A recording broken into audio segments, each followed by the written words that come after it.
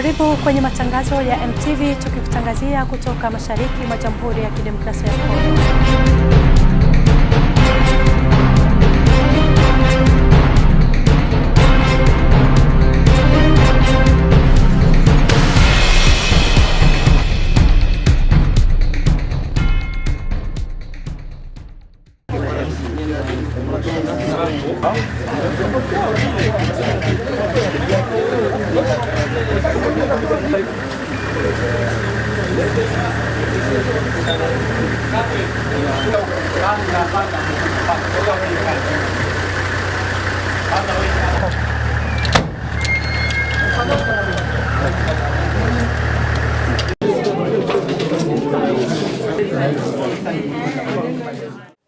Vous êtes sans ignorer que depuis un certain temps, les forces armées de la République démocratique du Congo ont amorcé une opération spéciale. Cette opération de démantèlement des réseaux, des collaborateurs, des terroristes ADF-MTM dans cette zone de responsabilité.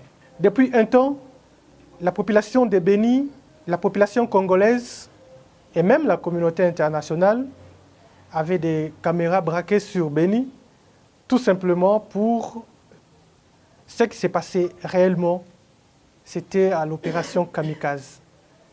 Il y avait des bombes dans plusieurs agglomérations et la population de Béni ne savait plus où mettre la tête. Les forces armées de la République démocratique du Congo, avec ses services spécialisés, ont amorcé des opérations de démantèlement des réseaux.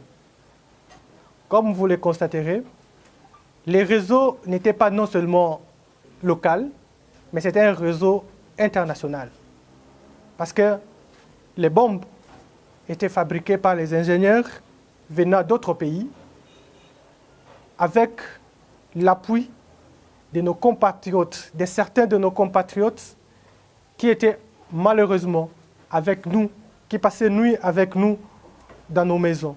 Grâce au professionnalisme de votre armée, nous avons réussi à mettre la main sur M. Mboussa, que vous voyez. M. Mboussa, alias Ibrahim, n'est pas n'importe qui. Il ne faut pas vous tromper par rapport à sa taille. C'est un monsieur incontournable. S'il y a eu des deuils ici, dans la région de Béni, c'est parce qu'il a joué un rôle très important. Tenez. M. Mboussa a commencé à coopérer avec les terroristes ADF-MTM depuis 2018. Premièrement, il était chargé d'accueillir les recrues venant de l'étranger et de les amener en brousse. Deuxièmement, c'est lui le chargé de recrutement de jeunes filles ou garçons au niveau local. Il a recruté beaucoup. Et parmi même les ADF qui ont réussi à fuir ces mouvements pour se rendre aux forces armées, la majorité de ces ADF l'ont reconnu comme maître recruteur. Parce qu'il a exécuté cette mission avec professionnalisme, il a gagné le cœur de Moussa Baloukou, d'Amiko et aussi d'Abouakas, qui se sont fait leurs amis privés. Chaque instant, à chaque événement qui s'est passé ici, Mboussa Ibrahim était en contact permanent avec les leaders de ces mouvements djihadistes. Mais tout ça a un prix. Vous allez vous en douter. C'est juste pour une moto qu'on l'a donné. Tout ce qu'il a fait, une seule moto. On a construit quand même une maison pour notre ami Mboussa Ibrahim dans la ville de Butembo. Cette maison était devenue un dépôt quand on fabrique des bombes dans la vallée de Moualika. Ces bombes étaient d'abord acheminées dans la ville de Butembo, dans sa propre maison, là où il restait avec sa femme, son épouse, avant de donner au réseau, aux poseurs qui viendront maintenant déposer ces bombes à Kassindi, au marché Ma Campagne, donc à Béni, et aussi dans d'autres lieux stratégiques, déjà ciblés par ses chefs. Une semaine avant l'explosion de Kassindi, des bombes sont arrivées dans sa maison à Butembo. Et Mboussa, comme d'habitude, a appelé son collaborateur, Maté Joël. Maté Joël, lui qui menait les opérations du côté Oicha-Chanichani, sur ordre de Mboussa, est allé suivre une formation accélérée de 3 jours dans la vallée de Mwalika. Il a passé nuit à côté d'Amiko, à côté d'Abouakassé, à côté de Moussa Baloukou. Après cette formation de 3 jours, on l'a donné $60 pour aller dans la cité de Kassindi et mener cette opération. Il est arrivé dans la cité de Kassindi, il a déposé la bombe à l'église Sepak, c'était le 15 janvier 2023. Et à 12 h, la bombe a explosé, faisant état de 17 morts et plus de 78 blessés. À 12h45, il prend son téléphone, il appelle Mboussa pour lui faire le rapport. Mboussa appelle la brousse et on les félicite. On lui dit, mission accomplie, tu peux prendre la moto et rentrer à Beni pour la deuxième bombe. Chose faite, il a pris sa moto, il est rentré à Beni et il a commencé à planifier la deuxième bombe et Mboussa a donné cette mission à une autre personne qui est allée déposer cette bombe du côté des Moulins au quartier Ma Campagne. Et cette bombe a enregistré plusieurs blessés. La bombe qui restait dans sa maison à Butembo attendait le déclencheur parce qu'ils utilisent souvent avec des téléphones. Celui qui fabriquait les déclencheurs était encore à Butembo et ça a pris du temps. Les services de sécurité qui étaient sur les traces sont allés jusque dans la maison de M. Mboussa et ont récupéré la bombe qui restait.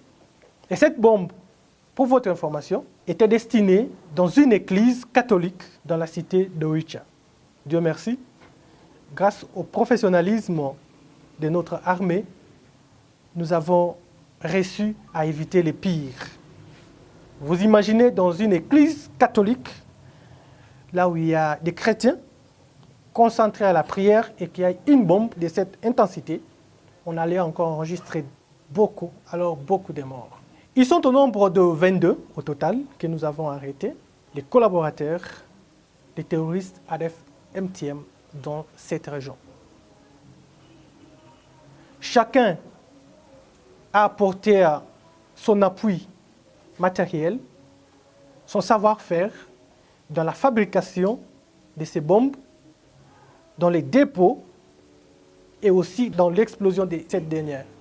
Beaucoup vont se poser des questions de savoir, mais d'où viennent les produits chimiques avec lesquels on fabrique ces bombes?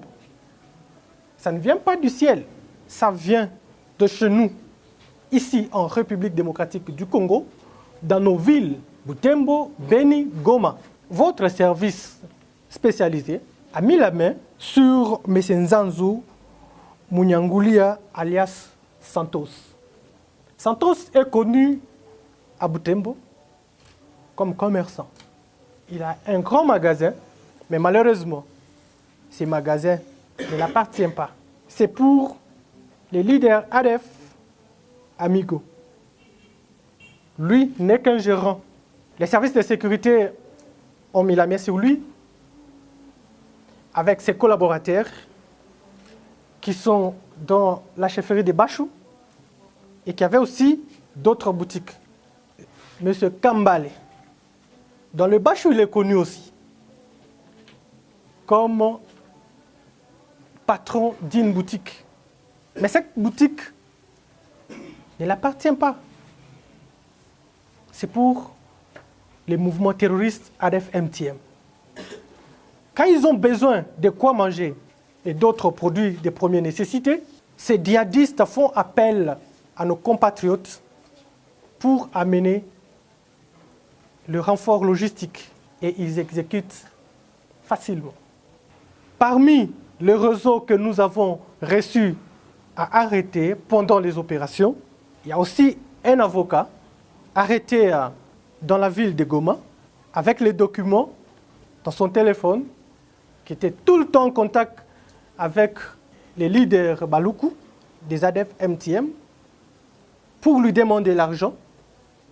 Et à chaque fois qu'on l'envoie l'argent, il va faire tout pour qu'on libère les ADF arrêtés. Il a été arrêté. Et au moment où nous vous parlons, parce qu'il a été arrêté à Goma, il a été transféré dans la capitale et son procès a déjà commencé.